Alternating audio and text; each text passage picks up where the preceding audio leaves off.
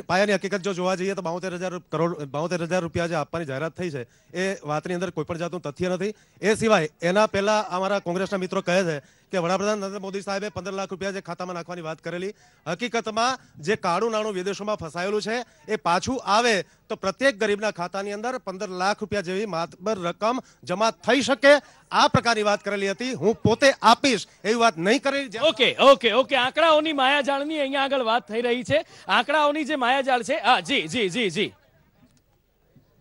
નુપુર, મારું નામ ભાર્ગવ જોશી છે અને તાળીઓ બધા વગાડી લ્યો. પહેલા અચ્છા, સાહેબ પોતે જ કહી રહ્યા છે તાળીઓ બધા વગાડી લો, ક્યાં વાત. પહેલા તો સ્ટેજ ઉપર ઉભેલા ચારેય વરિષ્ઠ અને મારા માટે આદરણીય છે એ ચારેયને મારી એક નાનકડી વાત છે કે તમે ઉમેદવાર ભલે આયાતી લઈ આવો પણ મણિયારો રમવા તો યુવાન મારા પોરબંદરનો જ જોઈએ. એટલે સ્થાનિક ઉમેદવાર અને આયાતી ઉમેદવાર આ મુદ્દો છે. બીજો મુદ્દો રોજગારી છે અને ત્રીજો મુદ્દો છે પાક વીમો. આ ત્રણ મુદ્દા ઉપર આ બે પાર્ટી જવાબ આપી દે તો નથી અમારે 15 લાખ જોતા, નથી 72,000 જોતા, અમારે ખાલી બંધારણનો અમલ કરાવે એવા નેતા જોઈએ. આમ નહીં ચાલે. બિલકુલ. જી જી જી, શું કહી રહ્યા છો? ઉમેદવાર શ્રી કહે છે રોજગારી, તો એમને કહું છું કે ભારત દેશમાં દરેક રેલવે સ્ટેશન ઉપર રેલવે સ્ટેશન બને છે, ત્યાં 15 થી 20 એન્જિનિયરો કામ કરે છે. વડોદરામાં આપે કહ્યું ઉમેદવાર શ્રી? ઉમેદવાર છે ને. અચ્છા, અપક્ષ ઉમેદવાર? હા, અપક્ષ છે અમારા. જી જી જી. એક જ મિનિટ. ગુજરાત જનતા પંચાયત નામની પાર્ટી બનાવી છે અમે 2017માં અને અત્યારે અમે આ ચૂંટણી લડવા પહેલી વખત આવી રહ્યા છે. અને અચ્છા, એટલે સાહેબ ઉમેદવાર છે અને માટે જે પ્રશ્નો છે એ પણ મૂકી રહ્યા છે. અચ્છા, એક યુવાન છે, યુવાનનો અવાજ પહેલા સાંભળી લઈએ. દરેક રેલવે સ્ટેશન બની રહ્યા તો ત્યાં 15 થી 20 એન્જિનિયરો કામ કરી રહ્યા છે. અમદાવાદની અંદરમાં મેટ્રો બને છે, 4,000 જેટલી રોજગારી છે. પોરબંદરથી જે સોમનાથ દ્વારકા રોડ બને છે તે રોજગારી છે. યુનિવર્સિટી બની છે, શિક્ષકોને ભરતી, તો એ રોજગારી નથી. કોંગ્રેસને રોજગારીની વ્યાખ્યા નથી ખબર. કોંગ્રેસને એમ જ છે કે સરકારી ભરતીમાં 10 લાખ ફોર્મ ભરાય તો એ બેરોજગારી છે. એ બેરોજગારી નથી, લોકો પાસે સ્કિલ છે અને યુવાઓનું અપમાન છે બેરોજગારી કેવું ને. બિલકુલ. જો વાત કરવામાં આવે યુવાનોની વાત થઈ રહી છે, એક યુવાન છે એ ખુદ કહી રહ્યા છે રોજગારી માટેની. જી, શું કહી રહ્યા છો? સર, બેરોજગારી તો એટલી છે ગુજરાતમાં કે એક સામાન્ય 2,500ની તલાટીની પરીક્ષામાં 15-16 લાખ જેટલા ફોર્મ ભરાય છે. એ ગુજરાતની બેરોજગારી દર્શાવે છે. ને ભાઈએ વાત કરી કે રાહુલ ગાંધી 72,000 રૂપિયા આપશે ક્યાંથી. એ ભાઈને મારે જણાવવાનું થાય છે ભાજપ પાર્ટીને કે દેશનો વાર્ષિક ખર્ચો છે 60 લાખ કરોડ જેટલો. હવે એમાંથી 3,70,000 કરોડ ખાલી આ 72,000 રૂપિયા દર વર્ષે જે 25 કરોડ ગરીબો છે એને આપવાના છે. આ જ વસ્તુ મનરેગા વ્યક્તે આ ભાજપના લોકો કહેતા કે મનરેગા એકદમ નિષ્ફળ છે. હાલના વડાપ્રધાને પણ એવું બોલતા હતા. પણ છેલ્લી યુપીએ સરકારના શાસનમાં 10 વર્ષમાં 14 કરોડ ગરીબોને મનરેગાની મદદથી બહાર કાઢ્યા. અને આ એવી જ રીતના છેલ્લા જે 25 કરોડ આ લાસ્ટ એન્ડ ફાઇનલ પ્રોસિજર છે કે ભારત દેશ ગરીબી મુક્તિ થવાનો છે. અને એમાં એને રઘુરામ રાજન અને લંડનના મોટા મોટા અર્થશાસ્ત્રીઓની મદદથી લઈ.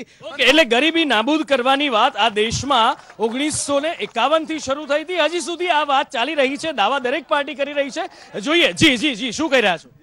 ગરીબોને છેતરવા માટેની આ ખરાબ યોજના છે, શરમજનક યોજના છે. આ 12,000, એક મિનિટ સાંભળી લ્યો, તમે વયા જશો હમણાં. આ 12,000 લોકો, આ 12,000 રૂપિયા એવા લોકોને આપવાના છે કે જેની વાર્ષિક આવક 12,000 થી ઓછી હોય એવા લોકોને. અને એક પરિવારમાં 5 લોકો ગણે છે કોંગ્રેસ સરકાર. હું એમ કહું 3 લોકો ગણો અને રોજની 200 રૂપિયાની આવક ગણો તો પર ડે 600 રૂપિયા, મહિનાના 18,000 રૂપિયા. તો આ કોને આપવાના છે? બિલકુલ. શું કહો છો આપ? જી, એક મિનિટ, આનો જવાબ લઈ લો. આ વિષય અર્થશાસ્ત્રીએ જેને સ્કીમ બનાવી છે આપણે જે કપિલભાઈ છે એ પણ ઇકોનોમિસ્ટ નથી. મારી વાત છે, આજે ખેડૂતો દુઃખી છે, ખેત મજૂરો દુઃખી છે, ફિશરમેનો દુઃખી છે. હું તમને મોટામાં મોટા ખેડૂતને લૂંટવાનું કોઈ ષડયંત્ર હોય તો આ પ્રધાનમંત્રી ફસલ વીમા યોજના છે. આજે સંદેશ ટીવીના માધ્યમથી હું ખેડૂતોને કહું છું કે ભાઈ તમારા ગામમાં કેટલા ટકા તમને પાક વીમા મળ્યો? જી જી જી જી જી જી, એક જ મિનિટ આવું. આ દેશ આઝાદ થયો આજની તારીખ સુધીના પૈસા ક્યાં ગયા બતાડું છું. વર્લ્ડમાં જે સંશોધન થયું, જે સર્વે થયું, એમાં સૌથી 4th નંબરમાં વર્લ્ડમાં સોનિયા ગાંધી આર્થિક રીતે સદ્ધર છે. કઈ રીતે બન્યા? આ ગરીબના પૈસા ખાઈને બન્યા, આ દેશના પૈસા ખાઈને બન્યા.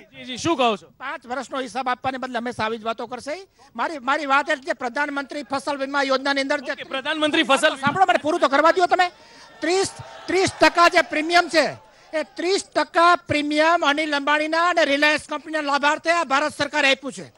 રિલાયન્સ અનિલ અંબાણીના. અને તમે મસ્કરી રૂપ કુતિયાણા તાલુકામાં 0.65% પાક વીમો આપ્યો છે, ટુકડામાં 1% આપ્યો છે, 5% વીમો આપ્યો છે, અને આ વર્ષે શું કહી રહ્યા છે એ સાંભળી લઈએ. જી જી જી જી જવાબ આપી રહ્યા છે આપ. રામદેવભાઈ હાઈપર થઈ ગયા છે, શું બોલવું શું ન બોલવું, એટલે થોડોક રેસ્ટ આપો અને હું એમનો જવાબ આપું છું કે પોરબંદર જિલ્લામાં ન ભૂતો ન ભવિષ્ય 94% પાક વીમો માત્ર બાપભાઈ બોખીરિયા જ્યારે કૃષિ મંત્રી હતા ત્યારે આવેલ છે. બીજી વસ્તુ 95 પહેલા મને રામદેવભાઈ બતાવે કે પોરબંદરના કયા ગામડામાં પાક વીમો આવ્યો હતો.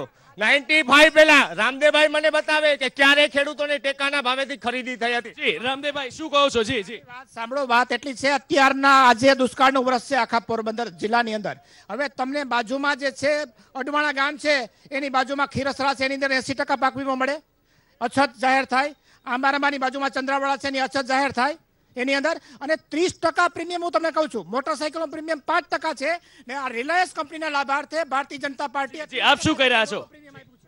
તમે ટાઈમ આપજો, મને 2 મિનિટ જોઈશે મારે, એટલા માટે કે મુદ્દાઓને ડાયવર્ટ કરવામાં આવે છે ભારતીય જનતા પાર્ટી દ્વારા. લોકલ પોરબંદરની આજે આપણી જે ડિબેટ ચાલી રહી, પોરબંદર મત વિસ્તારની ચાલી રહી, હું પોરબંદરના મુખ્ય મુદ્દાઓ ઉપર આવું કે પોરબંદરના સાંસદ છેલ્લા હમણાં તમે જ કીધું કે દબદબો રહ્યો છે, 6 વખત ચૂંટાયા. 6 વખત ચૂંટાયા પછી પોરબંદરની સ્થાનિક સમસ્યાઓ, જે કેન્દ્ર લેવલની વાત કરું છું, નગરપાલિકામાં ભ્રષ્ટાચાર ભયંકર થાય છે અને એની સામે અમે અવાજ ઉઠાવ્યો છે, નગરપાલિકા લેવલની વાત છે. પણ પોરબંદર સંસદીય મત વિસ્તારમાં અમારું એરપોર્ટ, અહીંયા એરપોર્ટ યુપીએના શાસનમાં એરપોર્ટ નવું બન્યું અને પ્રફુલ્લ પટેલ ઉડ્ડયન મંત્રી તરીકે એમનું ઓપનિંગમાં આવ્યા ત્યારે યુપીએની કોંગ્રેસની સરકાર હતી યુપીએમાં, ત્યારે અર્જુનભાઈ મોઢવાડિયા અહીંયા ધારાસભ્ય તરીકે, અને એમને ત્યારે જમીનની દરખાસ્ત કે પોરબંદર. બિલકુલ, પણ તમે કહો છો કે કામ નથી થયા. મારી વાત તો સાંભળો. અરે મિત્ર, મારી વાત તો સાંભળો સાહેબ. તમે એમ કહો છો કે કામ નથી થયા, તો પછી આ પોરબંદરની જનતા છે, આ કોન્સ્ટિટ્યુઅન્સીના લોકો જે છે 6 વખત ભારતીય જનતા પાર્ટીના ઉમેદવારને જીતાડીને કેમ લઈ આવ્યા? આ વખતે એ જ મુદ્દાઓને લઈને હું કહું છું કે એક વખત ધર્મના નામે, બીજી વખત રાષ્ટ્રવાદના નામે, જ્યારે લોકોની મૂળભૂત સમસ્યાઓને ડાયવર્ટ કરવામાં આવે, ઘડી ચોકીદાર થઈ જાય, ઘડી ચાવાડા થઈ જાય, મુખ્ય મુદ્દાઓને ડાયવર્ટ કરવામાં આવે છે એવું કહેવામાં આવી રહ્યું છે. આપનો શું જવાબ? 26/11 રોજ પાકિસ્તાન દ્વારા તાજ હોટલમાં હુમલો કરવામાં આવ્યો, અનેક લોકો મરી ગયા, અનેક પોલીસ અધિકારીઓ મૃત્યુ પામ્યા. ત્યારે આ નમાલા મનમોહનસિંહ ને એની પેનલ હાથ જોડીને બેઠી રહી અને અમારા નરેન્દ્રભાઈ 56ની છાતીવાળાએ પાકિસ્તાનમાં ઘૂસીને 300 ને કબર વગર સુવડાવી દીધા. એ 56ની છાતી અને આ રાષ્ટ્રવાદ, લોકો રાષ્ટ્રને પૂજે છે, ભારત મારો દેશ છે એવું લોકો માનતા થઈ ગયા છે. કોંગ્રેસે આ લોકોને આ ભારત મારો દેશ છે એવું ભણાવવાની બદલે આ ગાંધી મારો દેશ છે, આ ગાંધીજી ની બદલે ગાંધી પરિવારને આગળ કરનારા લોકો. ઓકે, જે આક્ષેપ થઈ રહ્યા છે, એક વાત અહીંયા આગળ જ્યારે નીકળી જ છે દેશની સુરક્ષાની, ત્યારે હું આવું છું, આપની પાસે આવું છું. આપ જી જી જી જી શું કહી રહ્યા છો? એક મિનિટ. ભાજપ અને કોંગ્રેસ બેયના નેતાઓએ પોરબંદર માટે હવે ગંભીર બનવાની જરૂર છે. ખાલા વચનો નહીં ચાલે. લોકોને રોજગારી જોઈએ છે, લોકોને આધાર જોઈએ છે. એની વાત કરીએ છીએ, પણ અત્યારે જે એર સ્ટ્રાઇક ની વાત થઈ રહી છે, અચ્છા શું કહી રહ્યા છો? પોરબંદરનો લોકલ ઇસ્યુ ઉપર આવું છું. પોરબંદરની નગરપાલિકાએ બસ ઝડપી પાડી છે, બરાબર. નગરપાલિકાની વાત આપણે ચોક્કસથી કરીશું, પણ અત્યારે જે છે મુદ્દા સંસદીય ક્ષેત્રના મુદ્દા છે. તમે પોરબંદરની આરજીટી કોલેજ છે ને, પોરબંદર આખા ગુજરાતની અંદર એક જ બીએડ કોલેજ છે. એ બીએડ કોલેજને અત્યારના બંધ કરવામાં આવી, બરાબર. કોંગ્રેસ સરકારના રાજમાં 1200 રૂપિયા ફી હતી, અત્યારના 60,000 રૂપિયા ફી છે બીએડ કોલેજની, અને અત્યારના બીએડ કોલેજ બંધ કરી દેવામાં આવી. ને પોરબંદરની લો કોલેજની અંદર એક જ ફેકલ્ટી છે. આ બાજુથી અવાજ આવી રહ્યા છે, ચાલુ છે. જી શું કહી રહ્યા છો આપ? જી, આ મારા મિત્ર ભાર્ગવભાઈ હમણાં એમ કહેતા હતા કે ખેડૂતોને પાક વીમો મળતો નથી. પછી રામદેવભાઈ એમ કહેતા હતા કે પ્રધાનમંત્રી ફસલ વીમા યોજનાની જે વાત કરીને, તો મિત્રો પહેલાં છે એ તાલુકાને એકમ ગણવામાં આવતું હતું, હવે છે એ ગામને એકમ ગણવામાં આવે છે. અને મારું ને તમારું ખેતર બાજુમાં હોય અને મારો પાક છે અથવા તો તમારો પાક છે, ઉપડ્યા પછી જો એ ખરાબ થઈ ગયો હોય તો મારા પોતાનો પાકનો પર્સનલ વીમો મળે છે. અને આખા ગુજરાતની અંદર જ્યાં નબળા વર્ષમાં ખેડૂતોને આજની તારીખમાં પાક વીમો છે એ જમાનું ચાલુ છે. લગભગ 60 થી 70% પાક વીમો દરેક ખેડૂતના ખાતામાં જમા થઈ ગયો. ઓકે, હવે જે વાત કરવી છે રાષ્ટ્રવાદના મુદ્દા ઉપર એક વાત નીકળી હતી, તો એની વાત કરીએ. શું કહેવા માંગો છો આ બાબત? આરજીટી કોલેજ ચાલુ છે અને એના પ્રિન્સિપાલ અલ્તાફભાઈ રાઠોડ છે. ઓકે, ડન, ચાલુ છે. હવે આ મુદ્દો જે છે કે દેશની સુરક્ષાની વાત જ્યાં આવે છે, સશક્ત નેતૃત્વની જ્યાં વાત આવે છે, આક્ષેપ પ્રત્યે આક્ષેપ થાય છે. આપનું શું માનવું છે? જે તે સમયે 26/11ના હુમલાની અમારા કપિલભાઈ કોટેચાએ વાત કરી, તે સમયના તત્કાલીન વડાપ્રધાન મનમોહન સિંહ બિલકુલ હાથ જોડીને બેઠા રહેલા. અને હાલમાં જે પુલવામા હુમલો થયો ત્યારબાદ તુરંત જ બીજે જ દિવસે માનનીય વડાપ્રધાન શ્રી મોદી સાહેબે એવું નિવેદન જાહેરમાં આપેલું કે મારી સેનાને પૂરી છૂટ છે, સમય તમે નક્કી કરો. આ 56ની છાતીવાળો જ કહી શકે. માટે દેશની સુરક્ષા એક મજબૂત હાથોમાં છે. ઓકે, દેશની સુરક્ષા કેટલાક યુવાનો છે, એમની સાથે વાત કરીએ. શું લખ્યું છે તમારા પર? હા, માય હીરો, હા માય ફાધર, શું લખ્યું છે યાર? ક્યાં વાત હે, જબરજસ્ત લાયા. બાકી હા, બોલો બોલો. સ્વામી વિવેકાનંદ નું ટી શર્ટ છે અને સ્વામી વિવેકાનંદ છે આપના હીરો. ક્યાં વાત હે. અને આની ઉપર તો કોઈને વાંધો નથી ને? હા, હવે રાષ્ટ્રવાદના મુદ્દા ઉપર વાત કરીએ. બે સવાલ. 26/11 પછી શું કાર્યવાહી કરી? પ્રેમપત્ર લખવા સિવાય એ તો બધાય કરે, બરોબર છે. 26/11 પછી શું કાર્યવાહી કરી? તમારી વિદેશ નીતિ કેવી હતી કે હાફિઝ સઈદ ઉપર બેન લગાડવા માટે તમે એક દેશની પર સહમતિ ના લઈ શક્યા? અત્યારે 14 દેશ ભારતની સાથે છે. બિલકુલ, 14 દેશ ભારતની સાથે છે એવું કહેવામાં આવી રહ્યું છે. કેટલાક હા જી શું કહો છો વડીલ? આ પોરબંદર અને ગુજરાતની અંદર અત્યાર સુધીમાં ભારતીય જનતા પાર્ટીની સરકાર આવ્યા પછી 3 વખત ખેડૂતોને પાક વીમો મળ્યો. પાક વીમાની વાત કરીએ છીએ આપણે, જે રાષ્ટ્રીયતાની યુવાન વાત કરી રહ્યા છે અત્યારે, એના ઉપર વાત કરીએ. એના ઉપર કોઈ વાત કરવા માંગે છે આ બાબત ઉપર? જી, આ ભાજપના મિત્ર એમ કહે કે 56ની છાતી, એટલે પૂછું 56ની છાતી કોને હોય?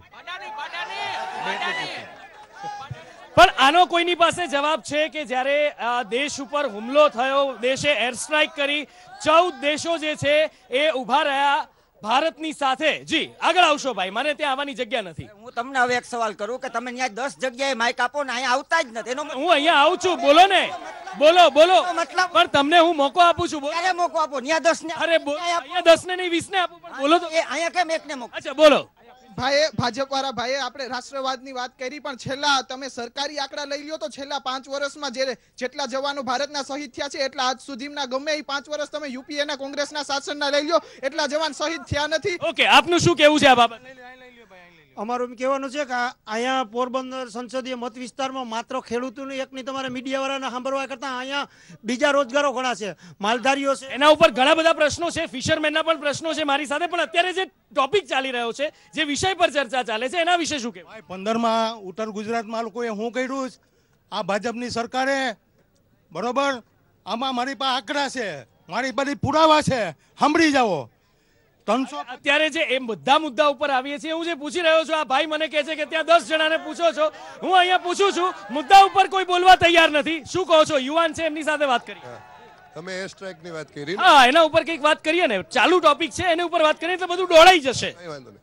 આ એર સ્ટ્રાઇકની આ લોકો વાત કરે છે, આ 300 ને એક્સ્ટ્રા એર સ્ટ્રાઇક કે અમે આવીને મારી આવ્યા. આ આંકડા જ્યારે ઇન્ડિયન એરફોર્સે રિલીઝ કરીને સ્ટેટમેન્ટ એમ કીધું હતું કે અમારી પાસે કોઈ આંકડા નથી. આ લોકો પાસે આંકડા ક્યાંથી આવ્યા? એટલે સવાલ સેના ઉપર ઉઠે છે. એક મારી વાત સાંભળો ભાઈ, સવાલ સેના ઉપર ઉઠે છે. આ લોકો સર્ટિફિકેટ આપશે, કે પાકિસ્તાની છે કે ઇન્ડિયન છે? ઓકે, સર્ટિફિકેટ કોણ આપશે એની વાત થઈ રહી છે. શું કહો છો સાહેબ? કોંગ્રેસ હંમેશા પાકિસ્તાનની ભાષા જ બોલે. શા માટે ભાષા બોલે છે એનો જવાબ રામદેવભાઈ આગળ લઈ લ્યો. ઓકે, રામદેવભાઈ આપની પાસે આવું છું. જી, બિલકુલ જી. વગર જો પેલી વાત એ છે, મૌલાના મસૂદ છે, એને અફઘાનિસ્તાનમાં કોણ મૂકવા ગયો હતો? અટલ બિહારી વાજપેયીની સરકાર હતી, 900 કરોડ રૂપિયાના થેલા આપ્યા ને મૌલાના મસૂદને ત્યાં કાશ્મીરની જેલમાંથી છોડાવીને અફઘાનિસ્તાનમાં કંદહારમાં મૂકવા ગયા હતા. નંબર 1. વગર આમંત્રણે નવાઝ શરીફની બિરયાની ખાવા પાકિસ્તાનમાં કોણ ગયું હતું? નરેન્દ્ર મોદી ગયા હતા. નંબર 3, ચાઇનાની વાત છે, ચીનની વાત છે, ચીનના વડાપ્રધાનને અમદાવાદમાં બોલાવી. ઓકે, ઘણા બધા આક્ષેપ થઈ રહ્યા છે. જી, આપ અમદાવાદ રિવરફ્રન્ટની વાત કરશો, પણ સામે જવાબ તો લઈ લઉં. જેએનયુમાં જ્યારે રાષ્ટ્ર માટે વિરોધમાં જ્યારે સૂત્રો કરતા હતા કે દેશ કે કરેંગે હજારો ટુકડે, ત્યારે આ દેશના કોંગ્રેસના નેતાઓ એની બાજુમાં બેઠા હતા. તો હું આપણા જમાઈ હતા. 1 મિનિટ. બીજું, નવજોત સિદ્ધુ જે કોંગ્રેસના સ્ટાર પ્રચારક અને પંજાબના આગેવાન, જ્યારે પાકિસ્તાનમાં જઈને આપણા દેશના લશ્કરોના જવાન ઉપર એ જનરલે જ્યારે ગોળી વરસાવી હતી, જનરલને જઈને ગળે મળે છે, તો આ રાષ્ટ્રવાદ કહેવાય કે પાકિસ્તાનવાદ? આ કોંગ્રેસને પાકિસ્તાન જોઈએ છે, પાકિસ્તાન. આની ઉપર આપ શું કહેવા માંગો છો? મને 1 મિનિટનો ટાઈમ આપો. ઇલેક્શન કમિશને કેવું પડ્યું છે, ઇલેક્શન કમિશને પહેલીવાર ઐતિહાસિક કે ભાઈ સેનાની અને આ ડિફેન્સની વાતને રાજકીય મુદ્દો ના બનાવો. રાષ્ટ્રવાદ છે હંમેશા હરેક ઇન્ડિયનના, એમાં ભાજપ કોંગ્રેસમાં બટવારો ના થાય તો સારું. વાત નહીં મુદ્દા બેની કે જ્યારે તાજ ઉપર હુમલો થયો ને ત્યારે ગુજરાતના મુખ્યમંત્રી ત્યાં જઈ અને પ્રેસ કોન્ફરન્સ આપ બધા મીડિયા પાસે સાક્ષી છો કે ત્યાં જઈ અને વડાપ્રધાનની ટીકા ટિપ્પણ કરવાની અને રાજનીતિ કરવાની શરૂ કરી હતી. જ્યારે પુલવામા હુમલો થયો ત્યારે દેશના એક નાના કાર્યકરથી લઈને અમારા રાષ્ટ્રીય અધ્યક્ષ સુધી, રાહુલ ગાંધી સુધી બધાએ એક જ મુદ્દો કીધો હતો કે અમે રાષ્ટ્રની સાથે છીએ, સરકારની સાથે છીએ, આ મુદ્દે રાજનીતિ ના હોય. આ મુદ્દે રાજનીતિ ના હોય. બિલકુલ. જી જી જી, શું કહી રહ્યા છો આપ? તમામ પ્રશ્નોના જવાબ આપું. ફર્સ્ટ પહેલા તમે જેમને પૂછ્યું કીધું કે 56 ની છાતી કોની હોય, એ કોંગ્રેસના પ્રમુખ છે જિલ્લાના, એમના મોઢે આવી વાત ન શોભે, પણ કદાચ એમને ખબર નહીં હોય કે આ બરડાની ભૂમિ છે, અહીં ઘણા મર્દો છે જેમની છાતી 56 ની હોય છે, એમને ખાલી વેમ હોય તો કાઢ નાખે. બીજી વસ્તુ, પેલા ભાઈએ કીધું કે એર સ્ટ્રાઇક થઈ તો સેનાને એરફોર્સના પેલા સ્ટેટમેન્ટ આપ્યું, એમનું સ્ટેટમેન્ટ એ હતું કે અમારું કામ ટાર્ગેટ ફિનિશ કરવાનું હોય છે, કેટલી લાશો પડી એ ગણવાનું નથી. Okay done. આ મુદ્દે ઘણી બધી વાત થઈ, પણ આપણે સૌ ભારતીયો છીએ એ વાત તમામ માને છે, તમામ એક છીએ, ભારતવાસી તરીકે આપણે માનીએ છીએ. બિલકુલ. તો એકવાર આ મુદ્દો પૂરો કરતા પહેલા આગળ ઘણા બધા મુદ્દા ચર્ચવા છે. રાષ્ટ્રવાદના મુદ્દા પહેલા ભારત માતા કી તમામના મોઢે યસ. હવે વાત કરીએ, આગળના ઘણા બધા મુદ્દા છે. બિલકુલ. શાંતિ જાળવશો. આગળ ઘણા બધા મુદ્દા છે. પોરબંદરની ભૂમિ છે સાહેબ, પોરબંદરની ભૂમિ છે, અને સાહેબ આવશું આપની પાસે. પોરબંદરની ભૂમિ છે, અને પોરબંદરની ભૂમિની જો વાત કરવામાં આવે તો અહીંયા આગળ ખાસ ફિશરીઝ ઇન્ડસ્ટ્રી મોટા પ્રમાણમાં ચાલે છે. ફિશરીઝ માટે જો વાત કરવી હોય તો અહીંયા કેવો માહોલ? ફિશિંગ માટે અહીંયાનો માહોલ બહુ સારો છે. કેન્દ્ર સરકારની વાત કરું તો કેન્દ્ર સરકારમાંથી જ્યારે નરેન્દ્રભાઈ મોદી વડાપ્રધાન થયા ત્યારે પાકિસ્તાનમાંથી 57 બોટો છોડાવી, સરકારના પૈસે છોડાવી, અને જે અત્યારના જ અમારું મંત્રાલય અલગ આપ્યું. અમારી વર્ષોથી માંગણી હતી કે ફિશરીઝ મંત્રાલય અલગ જોઈએ, અને એ અમારી ઈચ્છા નરેન્દ્રભાઈ મોદીએ પૂરી કરી. ઓકે, અલગ ફિશરીઝ મંત્રાલય બનાવવામાં આવ્યું છે. દાદા કહી રહ્યા છે, જી આપની પાસે આવો. ફિશરીઝની જે વાત કરે છે, આજની તારીખમાં પાકિસ્તાનની જેલમાં પોરબંદરના 1000 કેદીઓ છે, અને મરી જાય ત્યારે એની લાશ પણ 2 મહિના સુધી આપતા નથી, અને બંદરની દશાએ બગાડી નાખી ભારતની, અને દિશાએ બગાડી નાખી છે આ લોકો એ બંદરની. બિલકુલ. આ બાબતે આપની પાસે જવાબ લેવા માંગીશું. જી શું કહી રહ્યા છો?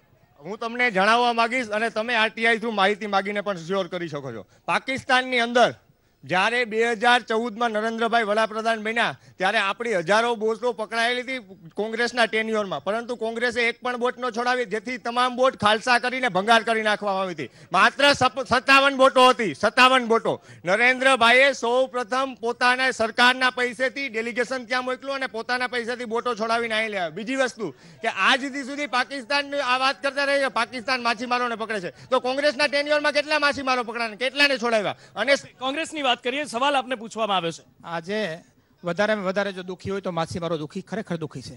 અહીં તો રાજનીતિની વાત થાય છે, ભલે રાજનીતિની વાત કરતા હોય રાજનીતિની વાત કરે, અને માછીમાર ભાઈઓ પણ સંદેશના માધ્યમથી સાંભળશે કે એ વાત ફિશરમેન તરફી કરે છે કે સરકાર તરફી વાત કરે છે. અત્યારે ત્યાં આપણે બંદરની અંદર ફાયર બ્રિગેડની વ્યવસ્થા નથી, અને એટલું જ નહીં, બોટની સબસિડી હતી, ડીઝલની સબસિડી, એ જ્યારે કોંગ્રેસની સરકાર હતી ત્યારે પેટ્રોલ પંપ ઉપરથી જ કાપીને ડાયરેક્ટ ડિડક્ટ કરી આપવામાં આવતી હતી, એ બંધ કરી દીધી. બીજી 57 બોટોનો જે નિર્ણય હતો ઓલરેડી યુપીએની સરકારમાં લેવાઈ ગયેલો હતો ને એનો અમલ કર્યો હતો. ને બીજું, ડેલિગેશનમાં પણ ખારવા જ્ઞાતિએ ફાળો કરેલો છે, મઢીમાંથી ફાળો થયેલો છે, મઢીમાંથી ફાળો થયેલો છે. અભિનુભાઈ માળોટ છે, પટેલ છે. અને બીજું ડ્રેજિંગની સમસ્યા મોટી છે, ઘણા બધી સમસ્યાઓ. જી 5 વર્ષથી બંદરની અંદર ડ્રેજિંગ થયું નથી, અત્યારે પણ ડ્રેજિંગ છે. એ ઘણી આપણે રેતી માફિયાઓને આપી દેવામાં આવ્યું છે 5 વર્ષથી. કેટલાક અહીંયા માછીમારો કોણ છે સમાજમાંથી, જરા મને કહેશો? જી આપની સાથે વાત થઈ. હા બોલો. મારી બોટ, આપની બોટ? હા, મારી 6 બોટ છે. ઓકે. હા, 2012માં બાબુભાઈ સ્ટાફની ધારાસભ્ય બન્યા પછી 5 કરોડનું ડ્રેજિંગ થયું. 2017માં હમણાં જ 12 કરોડનું ડ્રેજિંગ થયું. અને એ ડ્રેજિંગની શરત એ હતી કે જે જે ડ્રેજિંગ છે એ પૂરું થઈ ગયા પછી બોટ એસોસિએશનનો પ્રમુખ જો સાઇન કરી દે તો જ પૈસા દેવાના, નહીતર નહીં દેવાના. અને જો બોટ એસોસિએશનના પ્રમુખે સાઇન કરી છે એટલે જ એને પૈસા મળ્યા છે કોન્ટ્રાક્ટરને. એટલે પૂરેપૂરું 12 કરોડનું ડ્રેજિંગ થયું છે. 12 કરોડનું ડ્રેજિંગ થયું હોવાનું કહેવાય રહ્યું છે. આપની પાસે આવું છે. હું શહેર પ્રમુખને એ પૂછું છું કે 12 કરોડનું ડ્રેજિંગ થયું છે, માન્ય છે, પણ 12 કરોડના ડ્રેજિંગની રેટી કાઢેલી છે એ ક્યાં છે? માહિતીથી અમારી પાસે છે, ક્યાં વેચાઈ ગઈ? કોઈ છે ને કોઈ ડિપાર્ટમેન્ટ આગળ અત્યારે અમે માહિતીથી માંગ્યું, કોઈ ડિપાર્ટમેન્ટ આગળ ઓન રેકોર્ડ નથી. 14 કરોડ કે 12 કરોડ રૂપિયાની ડ્રેજિંગ કર્યું અને રેટી ક્યાં ગઈ? આ ખનીજ ચોરો ખાઈ ગયા. બિલકુલ ઘણા બધા સવાલો અહીંયા આગળ છે, ઘણા બધા સવાલો અહીંયા આગળ છે. પણ પોરબંદરની આ ભૂમિ છે સાહેબ, સમયના બંધનમાં બંધાયેલા છીએ, ઘણી બધી વાતો થઈ શકે એમ છે. પણ પોરબંદર જે છે અહીંયા આગળ એક માહોલ જે છે ચર્ચાનો, ખૂબ મજાનો માહોલ અહીંયા આવ્યો. આપ સૌ મોટી સંખ્યામાં અમારી સાથે જોડાયા અને આપ ચારે આમંત્રિત મહેમાનો અમારી સાથે અહીંયા જોડાયા. આપ તમામનો ખૂબ ખૂબ આભાર. Thank you so much, thank you so much, thank you so much. તો આ સાથે સત્તાના આ મહાસંગ્રામ સંસદ સંદેશની સંસદની પોરબંદરમાં અહીંયા પૂર્ણાહુતિ કરીએ છીએ. આવતીકાલે મળીશું એક નવી જગ્યાથી, નવા વિષયો સાથે, નવા પ્રશ્નો સાથે ચર્ચા કરીશું. Thank you so much.